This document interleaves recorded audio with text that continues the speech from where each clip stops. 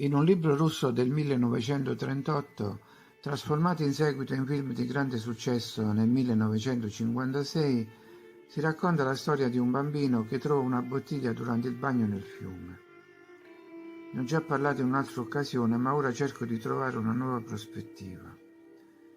Dunque al bambino, o meglio al ragazzo che si chiama Volka, sembra un ritrovamento interessante, così porta la bottiglia a casa e la ripulisce. Con sua sorpresa, dalla bottiglia fuoriesce un genio, che lì dentro era rimasto imprigionato per 1000 anni.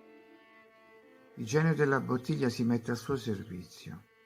Così cominciano le avventure narrate nel libro Il vecchio Cattabich. Il genio arriva da un lontano passato e porta con sé il suo bagaglio di conoscenze e capacità, ormai scomparse nel presente.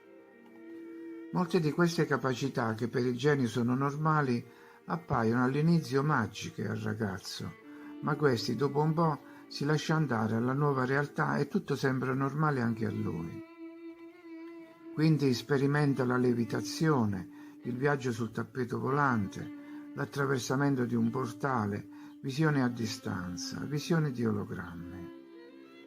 Per quanto riguarda le visioni a distanza, abbiamo un vero campionario in una serie di dipinti con sfere in grado di mostrare paesaggi lontani.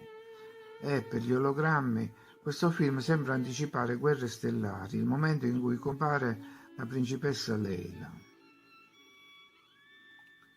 Il viaggio sul tappeto volante poi rimanda a conquiste recenti nel campo del volo. Non sembra esserci nessun problema di dissonanza fra i due nuovi amici. Ognuno comincia ad accettare i vantaggi dell'epoca dell'altro. E l'epoca del genio, il mondo antico, come riusciamo a ricostruire in parte oggi, parla proprio di levitazione, di volo e di esseri volanti, di portali, di visioni trasmesse a distanza.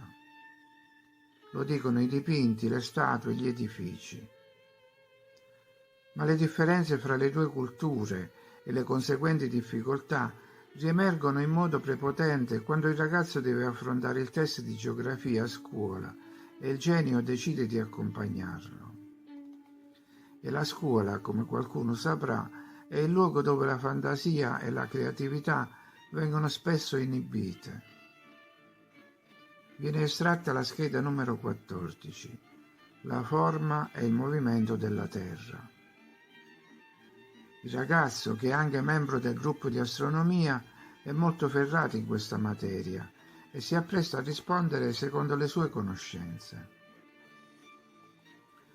Ma, mentre sta per parlare, subisce l'influsso del genio, il quale gli suggerisce telepaticamente altre risposte, che il ragazzo non può fare a meno di ripetere. La prima domanda riguarda l'India. Ecco la risposta del ragazzo, indotta dal genio.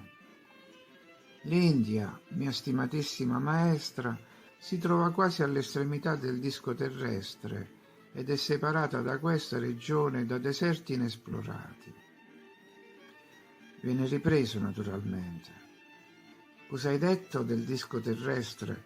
Non lo sai che la Terra è una sfera? Volka Kostilkov, un membro attivo del circolo astronomico del planetario di Mosca, lo sa che la Terra è una sfera. Qualsiasi alunno di prima elementare lo sa. Il ragazzo replica: se la Terra fosse una sfera, l'acqua scorrerebbe da essa e le persone morirebbero di sete e le piante appassirebbero. La Terra, o degnissima e nobilissima dei maestri, era ed è in forma di disco piatto ed è bagnata da tutte le parti da un maestoso fiume chiamato oceano.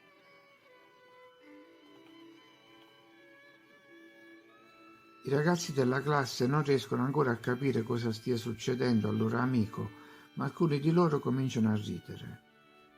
Il loro compagno Volka ha deciso improvvisamente di comportarsi come un teppista senza motivo. Non credo che il ragazzo stia molto bene, interviene l'insegnante Varvara Stefanovna, che poi suggerisce: e se facessi una domanda specifica per calmare il ragazzo?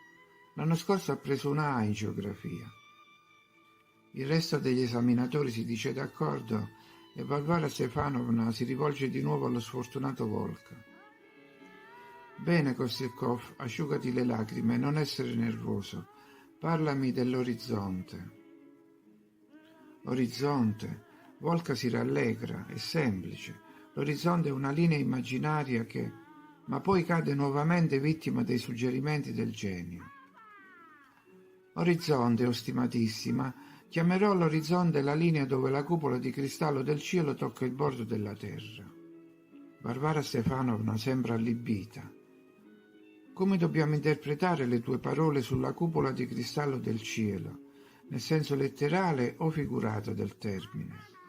Letteralmente, insegnante. Varvara Stefanovna non riesce ancora a credere alle sue orecchie. Quindi il cielo secondo te è una cupola solida? Solida. Quindi c'è un posto dove finisce la terra? Esiste un posto del genere, mia stimatissima insegnante? A questo punto Varvara Stefanovna si alza dalla sua sedia e tocca con ansia la fronte di Volka.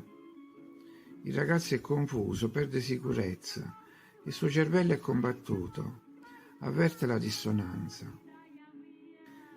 Insomma, nel libro si accenna ad alcune cose, ma non più di tanto, e che ci siano altri accenni lo possiamo vedere anche nel discorso sulla Luna. Personalmente credo che la Luna stia molto più in alto del Sole. E questo concetto, che la Luna sia più distante del Sole, viene chiaramente illustrato in un dipinto di Jan Bruegel il Giovane, in cui vediamo il Sole all'interno dell'arco delle stelle, una specie di volta, e la Luna all'esterno. Anche nella celebre incisione Flammarion del 1888, dal titolo "Un missionario racconta di aver trovato il punto dove cielo e terra si toccano", sembra esserci un riferimento alla Luna esterna rispetto al Sole. E c'è un altro particolare interessante. Una stella è visibile all'interno del disco lunare, ma la Luna è un corpo pieno e non si dovrebbe vedere attraverso. Questa versione della Luna trasparente la troviamo anche su alcune bandiere arabe.